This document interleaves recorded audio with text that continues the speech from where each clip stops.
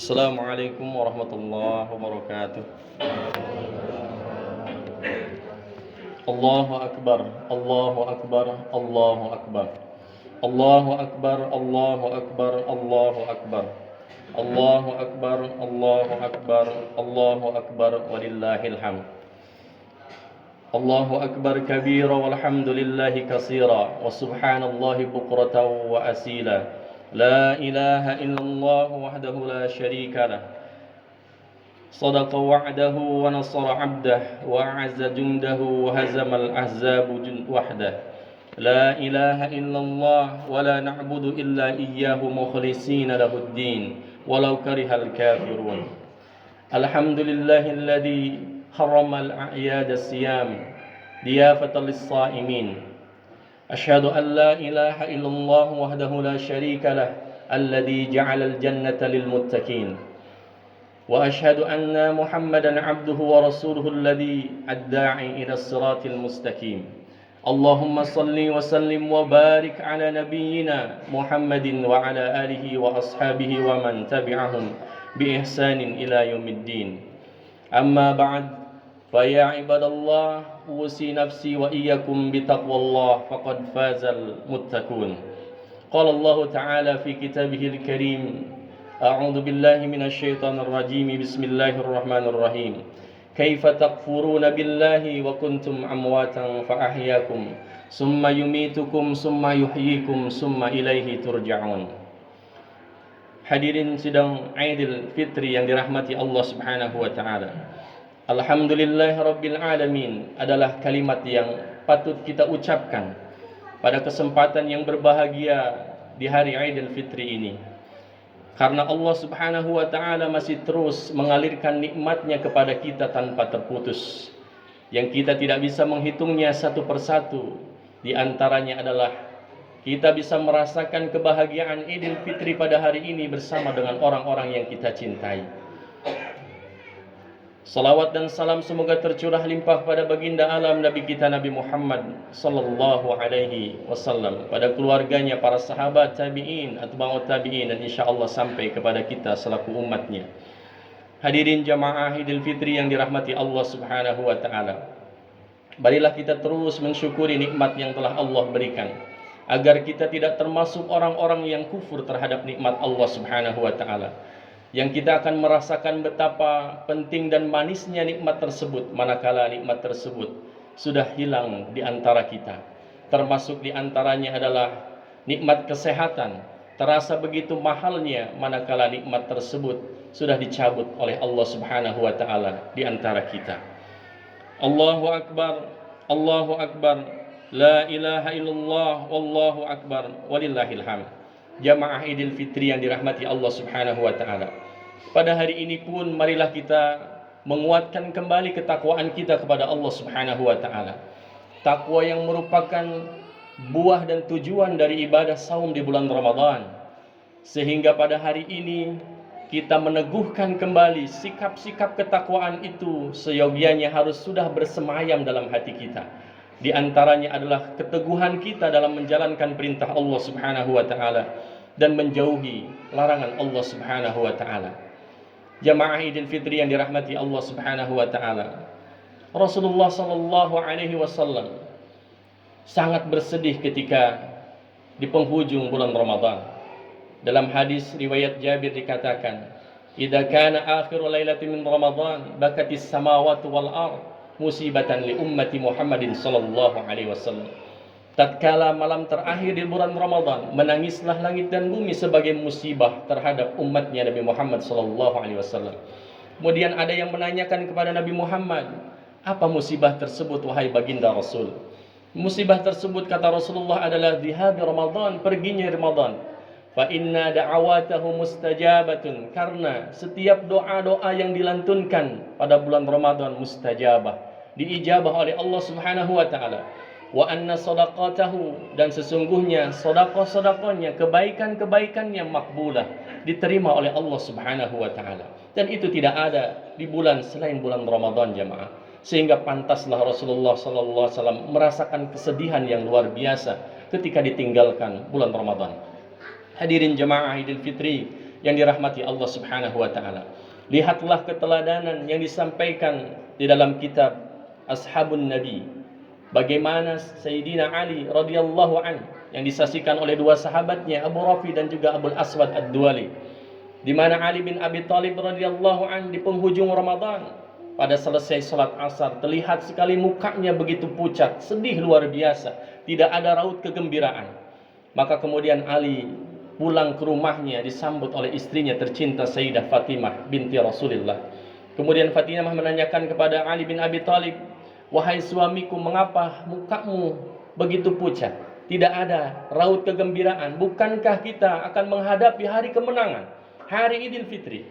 Maka kemudian Ali bin Abi Thalib radhiyallahu an menyampaikan kepada Aisyah, menyampaikan kepada istrinya Fatimah binti Rasulullah, "Wahai istriku, selama Ramadan sebulan penuh," kata Ali bin Abi Thalib, "Allah sudah memberikan pendidikan kepada kita, mengajarkan kepada kita betapa perihnya, pedihnya lapar yang luar biasa. Tetapi dengan izin Allah, selama Ramadan perut kita terisi, tidak ada rasa kelaparan yang Allah berikan kepada kita." Maka kemudian Ali bin Abi Thalib meminta izin kepada istrinya untuk mengambil makanan yang ada di rumahnya, hasil panennya, 3 karung kurma, 2 karung gandum. Kemudian Ali sendirilah yang menyampaikan kepada fakir miskin di pojok-pojok kota untuk disampaikan sebagai rasa ungkapan syukur kepada Allah Subhanahu wa taala dan tidak ingin kehilangan momentum pahala di bulan Ramadan. Hadirin jamaah yang dirahmati Allah Subhanahu wa taala. Dalam kitab Lataitul Ma'arif bahkan digambarkan, Ibnu Rajab menyampaikan bagaimana kondisi generasi terbaik Rasulullah sallallahu alaihi wasallam, yaitu para sahabat ridwanullah alaihim.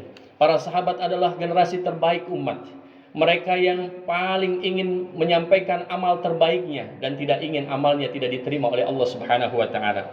Digambarkan jemaah yang dirahmati Allah Subhanahu wa taala, para sahabat dalam surat Al-Mu'minun ayat ke-60. A'udzu billahi minasyaitonir rajim. Bismillahirrahmanirrahim. Walladzina yu'tuna ma ataw wa qulubuhum wajilah annahum ila rabbihim raji'un.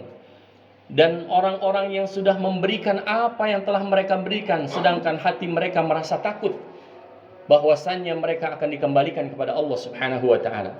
Kemudian dalam tafsirnya Sayyidah Aisyah radhiyallahu an bertanya kepada Rasulullah, "Ya Rasulullah, mereka sudah memberikan harta-harta mereka, mereka sudah melakukan salat, ibadah kepada Allah, amal-amal terbaiknya kepada Allah, tapi mengapa masih ada rasa takut? Apakah rasa takut itu dikarenakan mereka bermaksiat kepada Allah Subhanahu wa taala?" Tapi kemudian dijawab oleh Rasulullah sallallahu alaihi wasallam, "La ya binta Abi Bakar." Tidak begitu wahai putri Abu Bakar, yaitu Aisyah radhiyallahu anha. Mereka bersedekah, mereka saum, mereka salat, tetapi yang menjadikan mereka takut kepada Allah adalah mereka khawatir amal-amal mereka tidak akan diterima oleh Allah Subhanahu wa taala. Itu yang menjadikan mereka memiliki rasa takut adalah takut amal-amalnya tidak diterima oleh Allah Subhanahu wa taala. Hadirin rahimakumullah, inilah mengapa kemudian selesai sholat kita disunnahkan untuk beristighfar kepada Allah Subhanahu wa taala, karena khawatir ibadah kita belum tentu diterima oleh Allah Subhanahu wa taala. Karena bagi seorang mukmin yang terpenting adalah qabulul amal. Amal itu diterima oleh Allah Subhanahu wa taala, bukan sekedar menggugurkan kewajiban. Begitupun pada hari raya Idul Fitri, kita disunnahkan untuk mengucapkan satu sama lain, doanya adalah taqabbalallahu minni wa minkum. Sebagaimana di dalam kitab Ibnu Hajar Al-Asqalani, beliau menyampaikan anna ashabar rasul kanu idal taqaw yaumal aid yaqulun taqabbalallahu minni wa minka. Adalah para sahabat Rasulullah sallallahu alaihi wasallam, mereka ketika bertemu di hari Id, mereka mengucapkan doanya adalah taqabbalallahu minni wa minka atau taqabbalallahu minna wa minkum. Artinya adalah semoga Allah menerima amal kita dan amal kalian. Karena itu yang terpenting jamaah, bagaimana amal-amal yang sudah kita lakukan diterima oleh Allah Subhanahu wa taala dan bukan sekedar menggugurkan kewajiban kepada Allah Subhanahu wa taala. Allahu akbar, Allahu akbar, Allahu akbar, walillahil hamd. Hadirin sidang jamaah Idul Fitri yang dirahmati Allah Subhanahu wa taala. Di dalam kitab Al-Hilyah juz 8 digambarkan pula bagaimana Aisyah radhiyallahu an pernah menyampaikan kepada Rasulullah, seseorang pernah mengatakan, wahai Rasulullah, seseorang pernah mengatakan bahwa orang yang meninggal qad istaraha, dia sudah beristirahat. Kemudian Rasulullah marah dan mengatakan, sesungguhnya orang yang sudah beristirahat adalah orang-orang yang sudah diampuni oleh Allah Subhanahu wa taala. Orang meninggal belum tentu dia beristirahat kecuali sudah mendapatkan jaminan ampunan dari Allah Subhanahu wa taala. Begitupun dalam hadis yang lainnya pernah digambarkan, diriwayatkan Rasulullah ketika dalam keadaan bahagia, kemudian Aisyah meminta kepada Rasulullah untuk didoakan. Apa doanya jamaah? Yang menarik doanya dari Rasulullah sallallahu alaihi wasallam kepada Aisyah adalah, Allahumma ighfir li Aisyata ma taqaddama min dambiha wa ma ta'akhkhara wa ma a'lanat wa ma asarrat. Doa Rasulullah kepada Aisyah waktu itu adalah, ya Allah, ampunilah dosa Aisyah yang telah lalu dan yang akan datang, apa yang tersembunyi dan yang terang-terangan. Kemudian Rasulullah menanyakan kepada Siti Aisyah, apakah engkau senang dengan doaku wahai Aisyah? Maka Aisyah mengatakan, siapa yang tidak senang dengan orang yang didoakan oleh engkau wahai baginda Rasul. Kemudian Rasul mengatakan, wa'lam, ketahuilah, hada la du'ai li ummati fi kulli salat. Ketahuilah ini adalah doaku untuk umatku pada setiap salatku. Bayangkan jemaah, Rasulullah 14 abad yang lalu sudah mendoakan kita agar doa kita dan dosa-dosa kita diampuni oleh Allah Subhanahu wa taala. Allahu akbar. Allahu akbar. Allahu akbar. Walillahil hamd. Hadirin sidang Idul Fitri yang dirahmati Allah Subhanahu wa taala. Ramadan memberikan pendidikan yang luar biasa kepada kita semuanya. Di antaranya adalah Ramadan memberikan pendidikan kepada kita agar kita menjadi mukmin yang prestatif, mukmin yang memiliki kemampuan, keinginan untuk berprestasi dalam amal, ingin berlomba-lomba dalam kebaikan. Terlebih Ramadan membuka peluang banyak sekali pahala dari Allah Subhanahu wa taala. Allah menyampaikan dalam surat Al-Mulk ayat kedua, A'udzubillahi minasyaitonirrajim. Alladzi khalaqal mauta wal hayata liyabluwakum ayyukum ahsanu amala. Dialah Allah yang menciptakan kematian dan kehidupan, kata Allah Subhanahu wa taala, untuk menguji siapa di antara kalian yang paling baik amalnya. Dalam tafsirnya disebutkan mengapa Allah menyebutkan kata al-maut, kematian, terlebih dahulu. Itu ingin memberikan peringatan kepada manusia, kepada kita, agar kita memiliki perhatian bahwa akan ada kematian. Sehingga digambarkan dalam tafsir Al-Maraghi, ketika seseorang sudah memahami bahwa hidup itu adalah ujian dari Allah Subhanahu wa taala, maka dia akan mengerahkan setiap potensi dalam hidupnya, kesehatannya, apapun hartanya, itu untuk beribadah kepada Allah Subhanahu wa taala. Hadirin jamaah yang dirahmati Allah, kehidupan dengan segala permasalahannya adalah ujian dari Allah Subhanahu wa taala. Seseorang akan diuji dengan hartanya, dengan kelebihan hartanya. Apakah dia akan menjadi orang yang tetap mau membelanjakan sebagian hartanya, atau dia menjadi orang yang tamak dan kikir, pelit di hadapan Allah Subhanahu wa taala. Seseorang yang akan diuji dengan kekurangan hartanya, apakah dia tetap mau beribadah kepada Allah Subhanahu wa taala atau jauh dari Allah Subhanahu wa taala. Orang yang dikurangkan hartanya tapi kemudian tidak mau bersyukur kepada Allah, tidak mau beribadah kepada Allah, maka dia akan memiliki dua kerugian. Kerugian di dunia, kesengsaraan di dunia, dan tentunya adalah kesengsaraan kelak di akhirat. Kita pun akan diuji jamaah. Seorang alim akan diuji dengan ilmunya, apakah dia menjadi orang yang tawadu, orang yang rendah hati, atau justru menjadi orang yang takabur, orang yang merasa paling benar, orang yang merasa paling soleh. Kita pun akan diuji dengan kesehatan kita. Apakah kesehatan ini akan menjadikan kita semakin dekat dengan Allah, atau justru lalai dalam beribadah kepada Allah Subhanahu wa taala. Hidup dengan segala permasalahannya adalah ujian dari Allah Subhanahu wa taala. Allahu akbar, Allahu akbar, walillahil hamd. Rasulullah menyampaikan dalam hadisnya, memotivasi kita, kata Rasulullah, man kana yaumuhu khairan min amsihi fahuwa rabi. Siapa yang hari ini lebih baik dari hari kemarin, maka dia termasuk orang yang beruntung. Barang siapa yang hari ini sama saja dengan hari kemarin, maka dia mal'un. Magbun adalah dia orang yang rugi. Tapi barang siapa yang hari ini syarron min amsihi, lebih jelek dari hari kemarin kualitasnya, maka dia, kata Rasulullah, termasuk orang yang dilaknat oleh Allah Subhanahu wa taala. Hadirin jamaah yang dimuliakan Allah Subhanahu wa taala. Kemudian pelajaran yang kedua dari Ramadan, Ramadan memberikan pendidikan kita tarahum wa tarattuf, Ramadan melembutkan hati kita dan menumbuhkan kasih sayang seseorang kepada orang lain. Hati kita dilembutkan dengan kehusuan tadarus. Hati kita dilembutkan dengan kehusuan berjamaah qiyamul lail, salat tarawih. Hati kita dilembutkan dengan bersedekah, dengan keikhlasan kita bersedekah pada bulan Ramadan. Bayangkan mengapa Allah Subhanahu wa taala memelihara hati kita. Karena Rasulullah menyampaikan hati ini adalah panglima. Siapa yang baik hatinya, maka akan baik seluruh tubuhnya, termasuk amal badan kita. Rasulullah menyampaikan dalam Rasulullah sallallahu alaihi wasallam, dan Allah pun menyampaikan dalam surat Asy-Syu'ara. Allah mengatakan, "A'udzubillahi minasyaitonirrajim, yauma la yanfa'u malu wala banun illa man atallaha biqalbin salim." Hari di mana tidak bermanfaat harta dan juga keturunan kecuali mereka yang datang kepada Allah dengan hati yang bersih. Ibnu Qayyim mengatakan hati yang bersih adalah hati yang selamat dari kesyirikan kepada Allah dan juga hati yang dipenuhi dengan rasa cinta kepada Allah Subhanahu wa taala. Allahu akbar, Allahu akbar, walillahil hamd. 11 bulan kita disibukkan dengan urusan dunia. Tidak sedikit yang melupakan Allah Subhanahu wa taala. Bahkan tidak sedikit orang yang hilang rasa kemanusiaannya, saling sikut sana dengan sini. Nafsi-nafsi sendiri-sendiri, tidak ada kasih sayang di antara mereka. Sehingga Ramadan melembutkan hati kita, membuat kita berkasih sayang dengan orang lain. Jamaah Idul Fitri yang dirahmati Allah Subhanahu wa taala. Rasulullah menyampaikan, irhamu man fil ardi yarhamkum man fis sama. Berkasih sayanglah dengan orang-orang yang ada di bumi, dengan penduduk bumi, niscaya penduduk langit akan menyayangi engkau. Jamaah Idul Fitri yang dirahmati Allah Subhanahu wa taala, selama sebulan penuh kita mampu mengendalikan syahwat kita. Allah ingin menegaskan bahwa orang-orang yang tidak mampu mengendalikan syahwatnya, maka dia akan terjerumus ke dalam nafsu kemaksiatan. Dia akan terjerumus terhadap dunia yang penuh dengan godaan. Korupsi, kolusi, nepotisme, kejahatan itu disandarkan adalah kepada orang-orang yang dia dipimpin oleh syahwatnya, bukan dipimpin oleh akalnya. Rasulullah menyatakan dalam hadisnya, wailun, celakalah man kana hawahu amiran, orang yang menjadikan hawa nafsunya sebagai pemimpin sedangkan akal sehatnya hanya menjadi hambanya.